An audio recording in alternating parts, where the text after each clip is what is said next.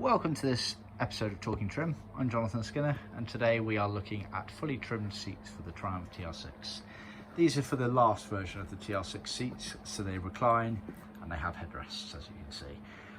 Chassis number CRCF at the beginning of it, and generally speaking 1973 onwards. There were 5 different versions of TR6 seats.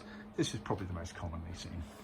These have been done in black vinyl, and of course for that era, the CRCF 1973 onwards, black vinyl changed to what they referred to as rough grain, 1290 grain, bubble grain, whatever you want to call it, but it's this much heavier grained vinyl texture, unlike the earlier TRs, which used, still had a grain to it, but not quite as pronounced.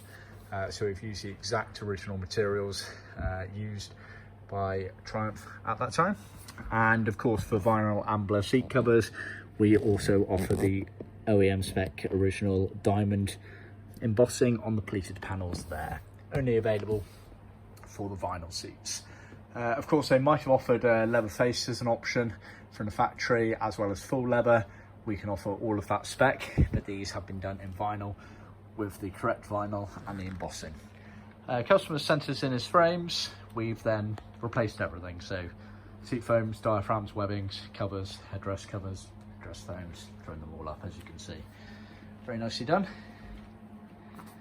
Unlike the earlier TR6 seats, there wasn't a backrest panel on them. They were just a cover on the back there.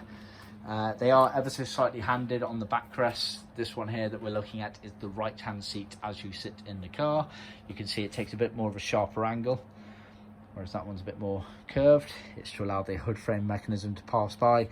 Same again on the left hand seat, obviously the opposite, so the outside of the car took the sharper angle up. We do mark up our seat covers with a little triangle for the right hand ones at the bottom of the seat, so just bear that in mind.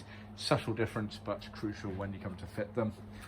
Obviously you've got the mechanisms on the side there for reclining, etc.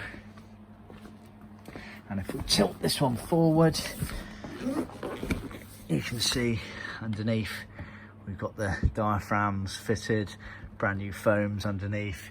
You use the small clips on the outside edge here, and then you can either glue or use tubular clips on the tube section there. The back retainer comes up and around there with the mechanism on the back. You have the hardboard panels in here with the metal bracket, which you can just about see, not really, on the side there. So yeah, very nicely done. They're fairly straightforward in the grand scheme of things, trimming wise, compared to some seats out there, but we always recommend you seek professional help if you're not quite sure or confident on it. Obviously we can help and guide if you need anything there. Yeah,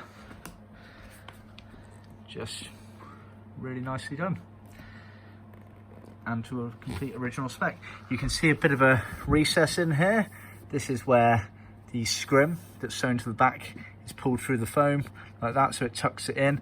Over time that will come out a bit more and form to the way you use the car, so just bear that in mind. But again, that is exactly how they left the factory.